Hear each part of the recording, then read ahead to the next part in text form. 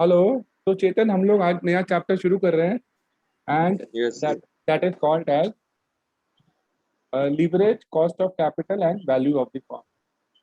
देखो, हम yes, financial manager हैं। ओके। तो yes, फाइनेंशियल मैनेजर का ये रोल होता है कि अपने बिजनेस के लिए कैपिटल को अरेंज कराना। अब कैपिटल वो अरेंज किस फॉर्म में करा सकता है? उसके पास में अलग अलग सोर्सेज हैं जहाँ से बिजनेस के लिए कैपिटल अरेंज हो सकती है। कैपिटल इक्विटी के रूप में हो सकती है, डिबेंचर के रूप में हो सकती है, बैंक से लोन ले सकते हो। तो ये उसके पास में अलग अलग कैपिटल के सोर्सेज हैं। या मान लीजिए कंपनी के पास जो प्रॉफिट पड़ा हुआ है, उसी प्रॉफिट से कंपनी अपनी कैपिटल However, डाल के अपना with this method, अपना जो कैपिटल की रिक्वायरमेंट है वो पूरी कर सकती है। तो हम लोगों ने पहले क्या पढ़ा था? पहले के चैप्टर में हमने पढ़ा था कि ईबीआईटी और ईपीएस एनालिसिस कैसे करते हैं। ईबीआईटी का मतलब होता है earning before interest and tax, and EPS का मतलब होता है अर्निंग पर शेयर। तो ईबीआईटी ईपीएस एनालिसिस करने के बाद अब हम लोग क्या करेंगे? हम लोग जो है कैपिटल स्ट्रक्चर बनाएंगे। As a financial manager we will create a capital structure, और ऐसी कैपिटल स्ट्रक्चर बनाएंगे जहाँ पे हमारी सबसे कम से कम कॉस्ट लगे और हमारी वैल्यू की जो है, हमारी फर्म की वैल्यू जो है वो मैक्सिमम हो। तो दैट इज द ऑब्जेक्टिव। तो हमारे पास में दो चीज़ों का ध्यान रखना है कि हमें जो भी कैपिटल का स्ट्रक्चर बनाना है, कैपिटल स्ट्रक्चर बनाना यानी कि कैपिटल में कितनी परसेंटेज इक्विटी होगी, कितनी परसेंटेज डेथ होगा। तो जो भी हम कैपिटल स्ट्रक्चर बनाएंगे, उस कैपिटल स्ट्रक्चर में हमें दो बातों का ध्यान रखना है। पहली बात कि जो हमारी कैपिटल की जो कॉस्ट है, यानी जो भी हम पैसा बिजनेस में लगा रहे हैं, उसके ऊपर कुछ ना कुछ इंटरेस्ट देना पड़ेगा या डिविडेंड देना पड़ेगा। तो वो हमारी कॉस्ट है। तो हमारी कॉस्ट ऑफ कैपिटल कम होनी चाहिए और वैल्यू ऑफ द फर्म जो है वो ज़्यादा होनी चाहिए। तो ऐसा जो कैपिटल स्ट्रक्चर बनेगा वो एक आइडियल कैपिटल स्ट्रक्चर बनेगा। और एज अ फाइनेंशियल मैनेजर आज मैं आपको सिखाऊंगा कि वो कैसे हम आइडियल कैपिटल स्ट्रक्चर बना सकते हैं। ये आज हमारे टॉपिक का डिस्कशन। ठीक है, this is the discussion of today's topic. So now the first approach to find out the best capital structure is called as a net income approach. So the net income approach is the relationship between the leverage, cost of capital, and the value of the firm in the simplest and approach. मतलब जब हम net income approach से हम अपनी business की capital structure बनाएंगे, तो उसमें हम लोग ये फाइंड आउट करेंगे कि हमारा जो लीवरेज, लीवरेज का मतलब होता है loan, the percentage of debt in the total capital, that is called as a leverage.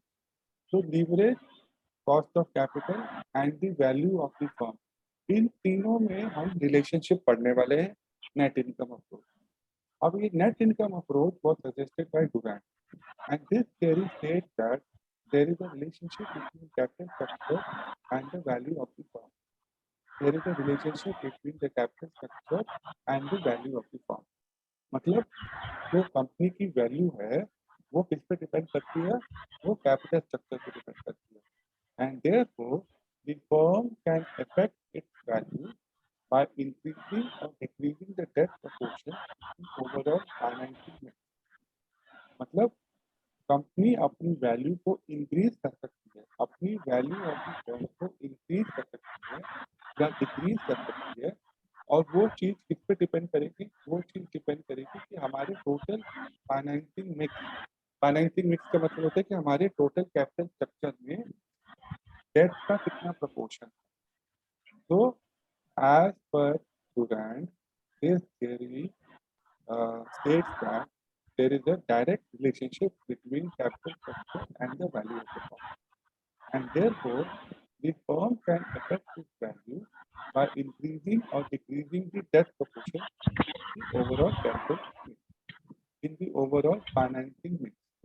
ठीक है, अपने टोटल कैपिटल स्ट्रक्चर के अंदर जब मैं टोटल कैपिटल स्ट्रक्चर बोलूँ, तो टोटल कैपिटल स्ट्रक्चर का मतलब होता है इक्विटी एंड डेट। तो अगर हम अपने टोटल कैपिटल स्ट्रक्चर में डेप्थ को इंक्रीज करेंगे या डिक्रीज करेंगे तो उससे हमारी फर्म की वैल्यू पे इफेक्ट पड़ेगा। तो the net income approach makes the following additional assumption। तो नेट इनकम अप्रोच में इतने 3 assumptions बताए। सबसे पहले the total capital of the firm are given and it remains constant, and number 2 the KD is less than K। KD का मतलब होता है कॉस्ट ऑफ डेथ और KE का मतलब होता है कॉस्ट ऑफ इक्विटी। तो इस थ्योरी के अंदर ये assumption है कि कॉस्ट ऑफ डेथ जो है वो हमेशा कॉस्ट ऑफ इक्विटी से कम होगा। ठीक है। दूसरा assumption ये है कि both KD and KE remain constant।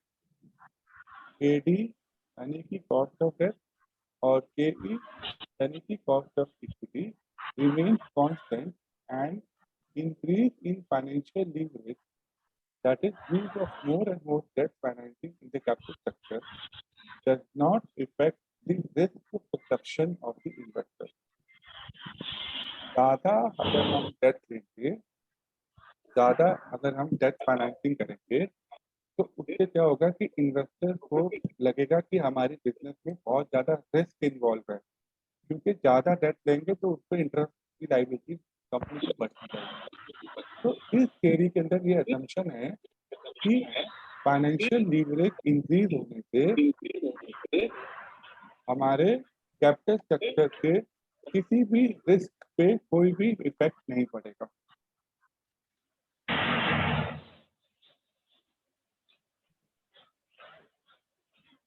Okay sir. तो अब आगे बढ़ते हैं। तो the net income approach starts from the argument that change in the financing mix of the firm will lead to change in the WACC, that is KO। KO का मतलब होता है overall cost of capital. Overall cost of capital WACC का मतलब होता है weighted average cost of capital. तो ये दोनों चीजें सेम होती है। तो अब नेट इनकम अप्रोच क्या कहती है? नेट इनकम अप्रोच ये बताती है कि जैसे जैसे हम अपना फाइनेंसिंग मिक्स चेंज करेंगे, फाइनेंसिंग मिक्स चेंज करने का मतलब कि हम अपने टोटल कैपिटल स्ट्रक्चर में डेट प्रपोर्शन और इक्विटी प्रपोर्शन को चेंज करेंगे। तो the net income approach starts with the argument that the change in the financing mix of the firm will lead to change in the overall cost of capital, resulting in the change in the value of the firm। मतलब जब हम अपने total capital structure में date और equity को बदल change करते जाएंगे, फाइनेंसिंग मिक्स को चेंज करते जाएंगे, तो उससे क्या होगा? उससे हमारी ओवरऑल कॉस्ट ऑफ कैपिटल भी चेंज होती जाएगी, जिससे कि हमारी फर्म की वैल्यू भी चेंज होती जाएगी। अभी मैं आपको एग्जांपल सॉल्व करके ये बताऊंगा कि कैसे हम अपने फाइनेंसिंग मिक्स को चेंज करते हैं, जिससे कि हमारी weighted average cost of capital बदल जाती है, केओ बदल जाती है, और साथ ही हमारी वैल्यू ऑफ द फर्म भी बदल जाती है।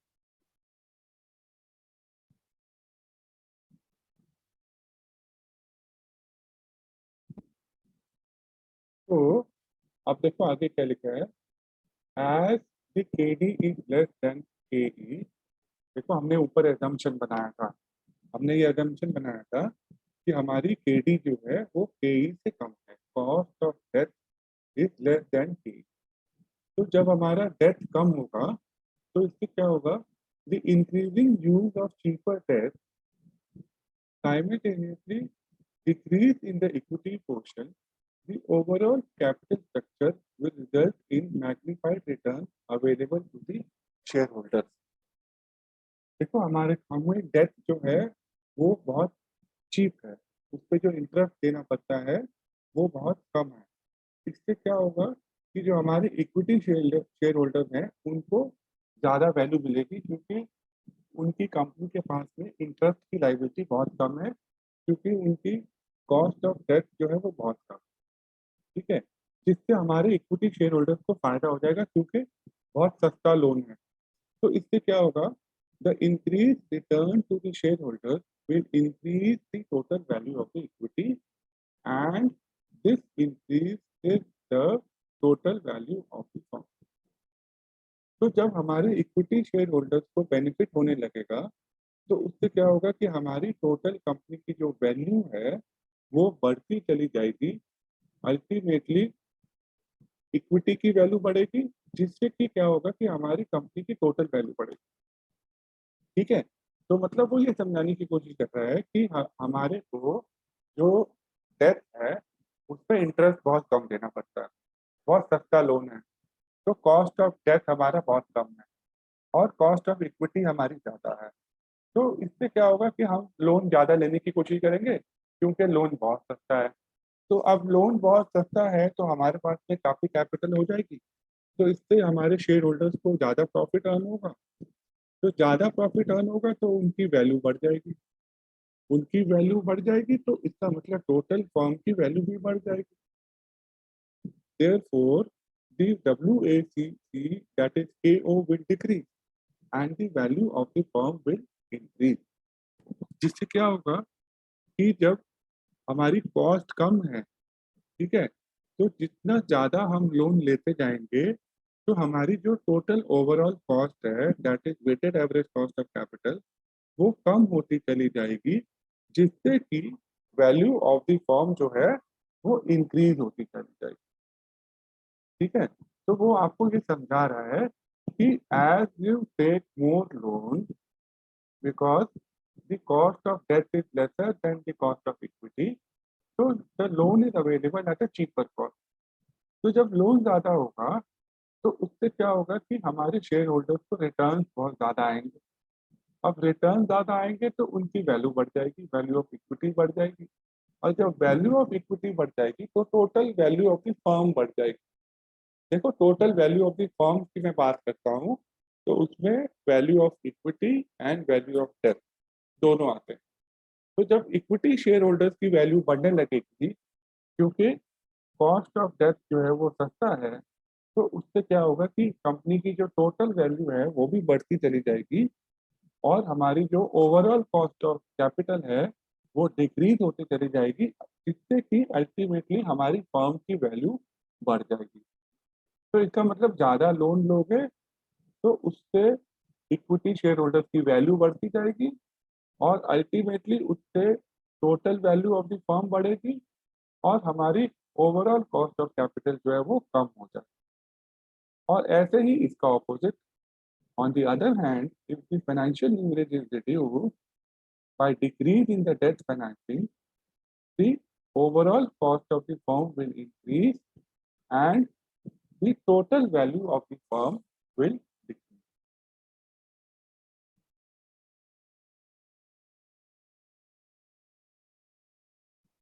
Okay, this sentence is very important. ये पहले वाले का ऑपोजिट है। ये सेंटेंस क्या कह रहा है? ये कह रहा है कि if the financial leverage is reduced by decrease in the debt finance, जब हम कम लोन लेंगे तो हमारा फाइनेंशियल लीवरेज कम हो जाएगा, जिससे क्या होगा कि हमारी जो ओवरऑल कॉस्ट ऑफ कैपिटल है वो बढ़ जाएगी।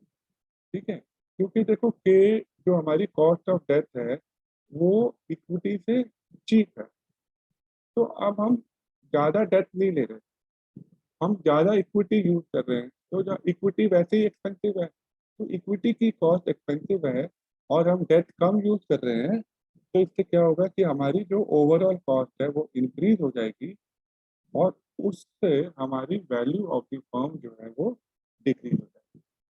मतलब कहने का मतलब ये है कि एनआई अप्रोच के तहत ये समझाया गया है कि यदि आपकी डेट की कॉस्ट सस्ती है, if the cost of debt is lesser than the cost of equity, then the more debt that you pay, it will have a magnified return to the shareholder। अब जिससे कि उनका रिटर्न बढ़ जाएगा share holders का, और total value of the firm बढ़ जाएगी।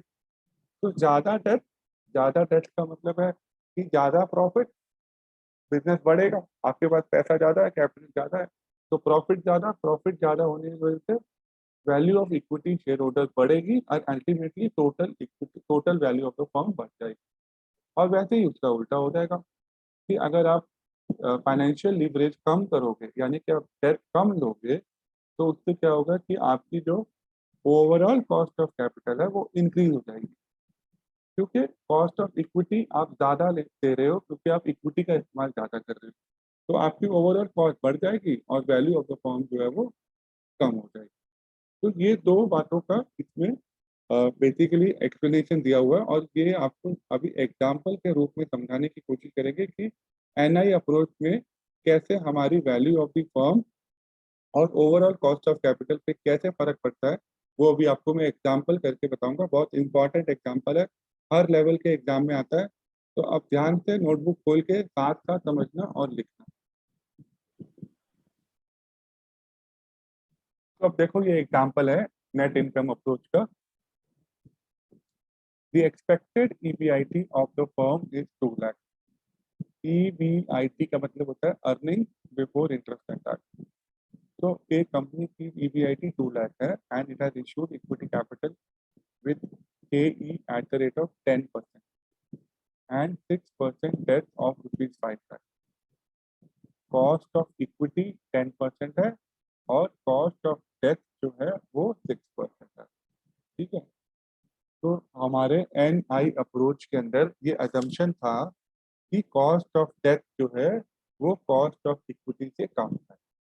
तो यहाँ एग्जाम्पल में भी कॉस्ट ऑफ इक्विटी जो है वो 10% है और कॉस्ट ऑफ डेथ जो है वो 6% है। तो कॉस्ट ऑफ डेथ हमारा कम, और हमारे पास जो टोटल डेथ है वो है 5 लाख। ठीक है, तो अभी आपको वो पूछ रहा है find the value of the firm and the overall cost of capital. Now value of the firm का मतलब होता है value of equity plus value of debt. ये इंपॉर्टेंट सेंटेंस है, इसको आप लिख सकते हो। Value of firm is equal to value of equity plus value of debt. तो आपको क्वेश्चन में वैल्यू ऑफ द फर्म निकालनी है and the overall cost of capital. Overall cost of capital का मतलब होता है weighted average cost of capital, इसका सिंबल होता है के ओ। तो दो चीजें यहाँ पे निकालनी है। अब वैल्यू ऑफ द फर्म कैसे निकालते हैं वो आप लिख चुके हो, नहीं लिखे हो तो फिर से लिख लो। Value of the firm is equal to value of equity plus value of debt. अब समझने की कोशिश करते हैं कि वैल्यू ऑफ इक्विटी कैसे निकाली जाती है। देखो, वैल्यू ऑफ इक्विटी निकालने का मतलब है कि जो भी आपकी अर्निंग आ रही है दैट इज 2 लाख, उसमें से पहले आप अपनी इंटरेस्ट लाइबिलिटी माइनस कर दो। तो हमारी इंटरेस्ट लाइबिलिटी है 6%। 6% हमारे डेथ पर, तो 5 लाख का 6% इज 30,000। तो 2 लाख माइनस 30,000 1,70,000। ठीक है, and the cost of equity is 10%। ठीक है, तो वैल्यू ऑफ इक्विटी कैसे निकालते हैं। देखो, जो कंपनी प्रॉफिट अर्न करती है वो प्रॉफिट जो है जितना कंपनी के पास में कैपिटल होता है उसके ऊपर प्रॉफिट अर्न होता है। ठीक है, अभी हमारी कंपनी का जो प्रॉफिट आ रहा है वो 2 लाख आ रहा है इंटरेस्ट से पहले। तो हमारी कंपनी की जो टोटल कैपिटल है उसके अंदर कुछ प्रपोर्शन इक्विटी का है, कुछ प्रपोर्शन डेथ का है। तो जो जिन्होंने डेथ दिया था हमने उनको उनका इंटरेस्ट अपने प्रॉफिट में से दे दिया। तो ये जो सारा पैसा है 1,70,000 नेट प्रॉफिट, ये सारा पैसा अब इक्विटी शेयर होल्डर्स का है, क्योंकि लेंडर्स को इतना इंटरेस्ट मिल गया। तो जो इक्विटी शेयर होल्डर हैं उन्होंने जितना पैसा लगाया होगा उसके ऊपर 10% उन्होंने अर्न किया है, क्योंकि उनकी उनके ऊपर हमारी कॉस्ट जो है वो 10% है। तो कंपनी ने शेयर होल्डर्स को बोला था कि भाई आप पैसा लगाइए, हम आपको 10% डिविडेंड दे देंगे। तो जो कंपनी 10% डिविडेंड दे रही है वो कंपनी के लिए कॉस्ट है।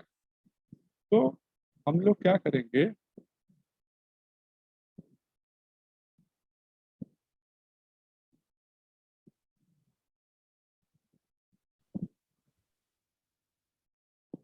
तो देखो, अभी हमने देखा कि profit for equity share holders है 1,70,000 और उनकी जो कॉस्ट है वो 10% है। यानी जितना पैसा उन्होंने लगाया हुआ है बिजनेस में, उसके ऊपर 10% कंपनी की कॉस्ट लगती है, यानी कि शेयर होल्डर्स को 10% का प्रॉफिट होता है।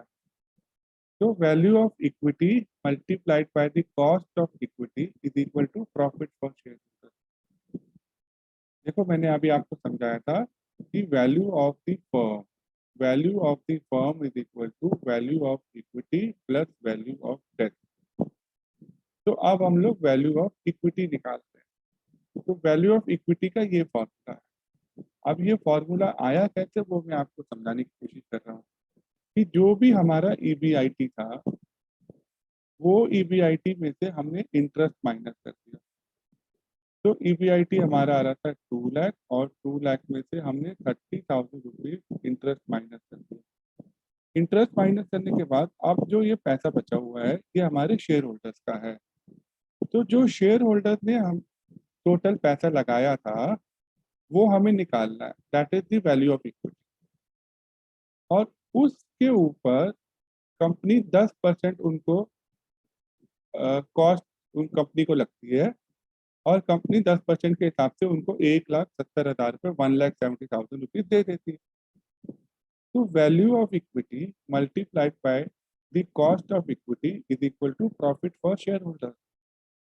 तो value of equity multiplied by 10%, that is the cost of equity is 1,70,000। तो ये 10% जब राइट साइड पे चला जाएगा तो इसको डिवाइड करेंगे 1,70,000 से, तो हमें वैल्यू ऑफ इक्विटी आ जाएगी। तो वैल्यू ऑफ इक्विटी कितनी आ गई? 17 लाख। तो फॉर्मूला क्या बन गया? Profit for equity share holders divided by the cost of equity is equal to the value of the firm, value of equity. तो value of firm is equal to value of equity plus value of firm, value of debt. Value of firm is equal to value of equity and value of debt. And value of equity is equal to the net profit for the shareholders divided by their cost, that is cost of equity. तो वो हमारा answer यहाँ पे आ रहा है 17 lakh.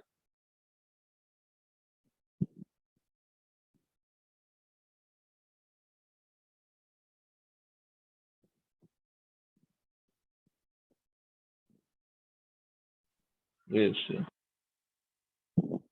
So value of equity is equal to 17 lakh, and value of debt is already given in the question, that is 5 lakh. So value of firm is equal to value of equity plus value of debt, that is 17 lakh plus 5 lakh, which is equal to 22 lakh.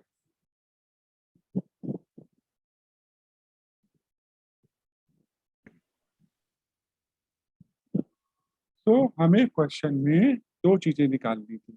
एक, value of the firm, value of the firm हमने अभी निकाली, that is 22 lakh.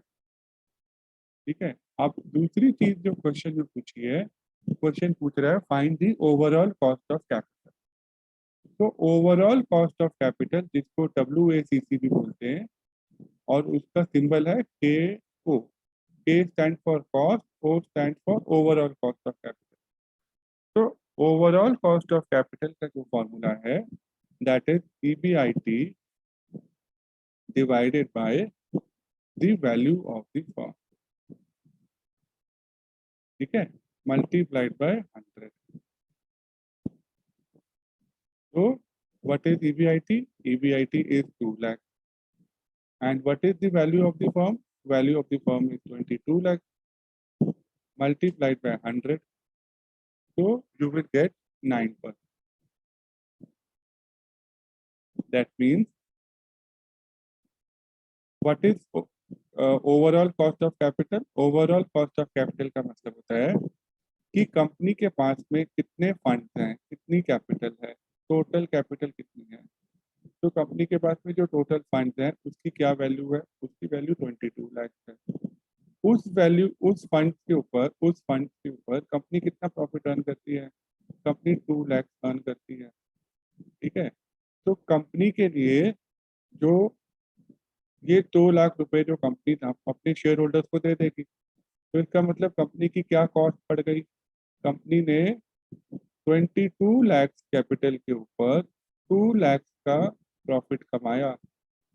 तो company ने approximately 9% की cost लगी company की, जो कंपनी अपने शेयर होल्डर्स को वापस कर देगी। तो अभी आपने फर्स्ट इसमें क्या देखा? इस क्वेश्चन में ये देखा आपने कि डेथ जो है वो है आपका 5 लाख, नंबर 1। फिर जब डेथ 5 लाख है तो आपकी जो ओवरऑल कॉस्ट ऑफ कैपिटल बन के आती है वो 9% है, और जो कंपनी की वैल्यू ऑफ द फर्म बन के आती है वो 22 लाख है। ठीक है, ये बहुत इंपॉर्टेंट चीज है, क्योंकि एनआई अप्रोच के अंदर जो अ, समझाना चाहते हैं वो ये समझाना चाहते हैं कि जैसे जैसे आप अपना डेट बढ़ाते जाते हो तो आपकी ओवरऑल कॉस्ट ऑफ कैपिटल जो है वो कम होती जाती है और वैल्यू ऑफ द फर्म जो है वो बढ़ती जाती है। ये बहुत इंपॉर्टेंट चीज है कि नेट इनकम अप्रोच में वो आपको ये समझाना चाह रहे हैं। आप मेरे साथ साथ लिख लो, बहुत इंपॉर्टेंट है। नेट इनकम अप्रोच में वो बता रहे हैं कि आपका जो कॉस्ट ऑफ डेथ है वो कॉस्ट ऑफ इक्विटी से कम है, ये असम्पशन है। यानी आपको जो लोन है वो बहुत चीप अवेलेबल है, बहुत सस्ता लोन अवेलेबल है। तो जब सस्ता लोन अवेलेबल होता है तो हम लोग क्या करते हैं कि हम अपना डेट जो है वो इंक्रीज करते रहते हैं। यानी कि हम अपनी जो लीवरेज है, फाइनेंशियल लीवरेज है, वो बढ़ाने की कोशिश करते हैं, क्योंकि there is a cheaper debt. तो उससे क्या होता है कि जब आप डेट इंक्रीज करते जाते हो तो जो आपकी कॉस्ट है, ओवरऑल कॉस्ट ऑफ कैपिटल है, वो रिड्यूस होते जाती है, क्योंकि आपको केडी बहुत चीप है और केई जो है वो बहुत एक्सपेंसिव है। और आप ज़्यादा से ज़्यादा डेट लेते जा रहे हो तो आपकी जो ओवरऑल कॉस्ट ऑफ कैपिटल है वो कम होती जाएगी और आपकी जो वैल्यू ऑफ द फर्म है वो इंक्रीज होती जाएगी। ठीक है, अब आपको हम ये समझाएंगे कि अगर हम डेट इंक्रीज कर देते हैं, अभी हमारा एग्जिस्टिंग डेट कितना है? 5 लाख है। तो जब हम डेट इंक्रीज कर देते हैं तो डेट इंक्रीज करने से क्या होगा? डेट इंक्रीज करने से जो है आपकी जो ओवरऑल कॉस्ट ऑफ कैपिटल है वो कम हो जाएगी और वैल्यू ऑफ द फर्म जो है वो इंक्रीज हो जाएगी। तो ये चीज मैं आपको अभी एग्जांपल से समझाऊंगा।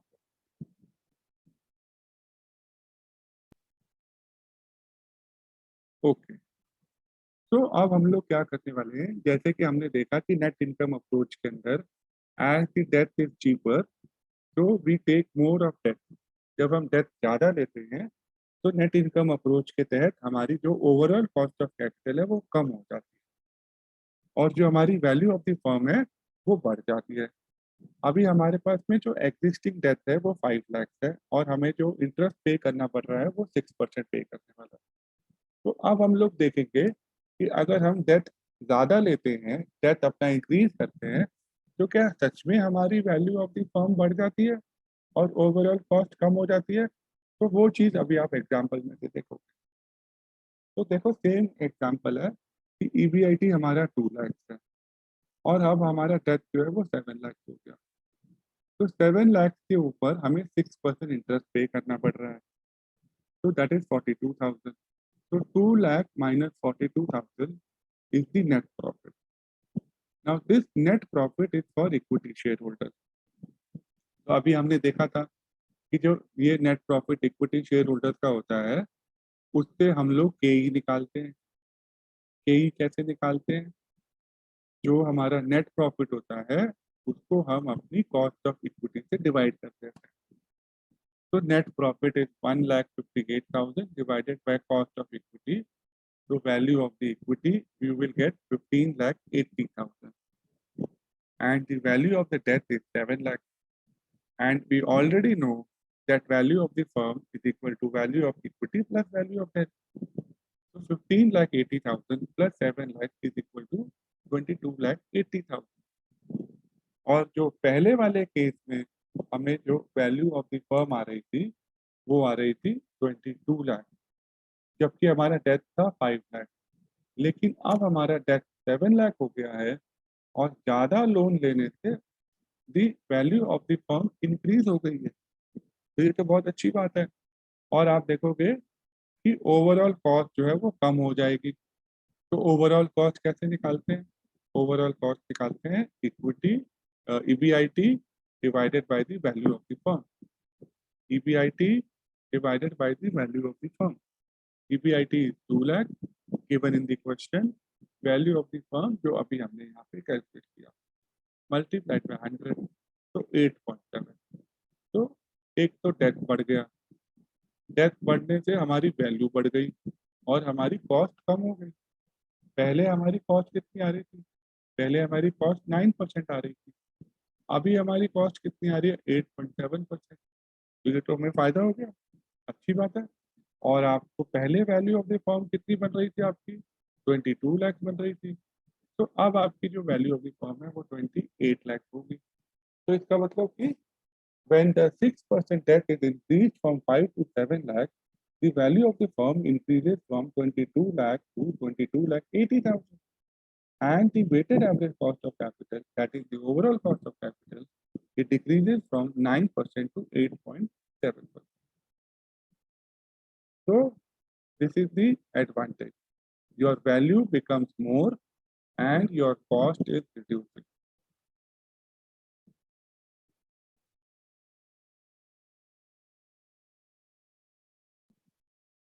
Now, say the firm has issued 6% debt of rupees 2 lakh instead of 5 lakh.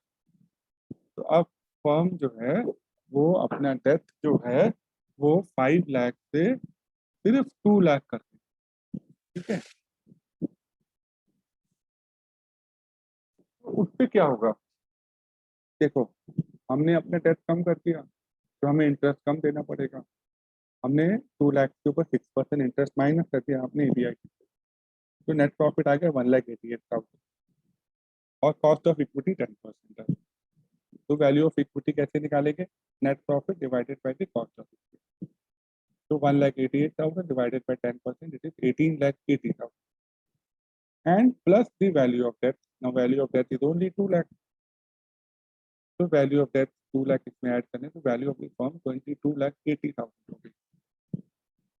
ये देखो पिछले केस में, अर्लियर केस में वैल्यू ऑफ द फर्म 22,80,000 थी, अभी आपकी वैल्यू ऑफ द फर्म कम हो गई क्योंकि आपने लोन जो है वो कम कर दिया, ठीक है। लोन पे आपको सिर्फ 6% इंटरेस्ट देना था, आपने बोला कि लोन हम नहीं लेंगे, हम इक्विटी शेयर होल्डर से पैसा ले लेंगे और इक्विटी शेयर होल्डर आपसे 10% का इंटरेस्ट डिविडेंड ले रहे थे। तो आपने महंगे कैपिटल का यूज किया। तो जब आप महंगे कैपिटल का यूज करोगे, एक्सपेंसिव कैपिटल का यूज करोगे तो आपकी वैल्यू जो है वो कम हो जाएगी और उसके साथ साथ आपकी जो ओवरऑल कॉस्ट ऑफ कैपिटल है वो बढ़ जाएगी। देखो overall cost of capital EBIT divided by the value of the firm, तो वो 9.6% हो गई। तो इससे क्या हुआ? When the proportion of the 6% debt is reduced to 2 lakh only, the value of the firm reduces and the weighted average cost of capital increases. जब date कम करते हैं तो value of the firm decrease हो जाती है और overall cost of capital बढ़ जाती है। तो ये तो बहुत बुरा हो गया, ये तो डिसएडवांटेज हो गया हमें। तो हमें क्या करना है? तो thus as per the net income approach, as per the net income approach, the firm is able to increase the value and decrease the weighted average cost of capital, that is zero, by increasing the debt proportion in the capital structure. एक firm अपनी value increase करती है जब वो अपनी overall cost of capital decrease करती है। और ओवरऑल कॉस्ट ऑफ कैपिटल कैसे डिक्रीज करेगी? जब वो ज्यादा डेट फाइनेंसिंग का यूज करेगी, क्योंकि डेट जो है वो चीपर है इक्विटी से। तो ये नेट इनकम अप्रोच का मानना है कि the firm is able to increase the value and decrease its weighted average cost of capital by increasing the debt proportion in the capital structure.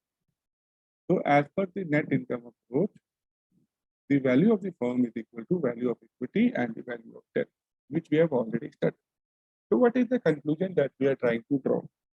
The NI approach, though easy to understand, and it is too simple to be realistic, it ignores perhaps the most important aspect of leverage, that the market price depends upon the risk, which varies in the direct relationship to the changing proportion of the debt in the capital structure. Very important. It ignores. ये theory क्या ignore करती है? This theory ignores the most important aspect of leverage, that is, the market price depends upon the risk, which varies in direct relationship to the changing proportion of the debt in the total capital structure. जब आपके total capital structure में जो date change होती रहती है, तो उससे आपके मार्केट वैल्यू में फर्क पड़ता रहता है.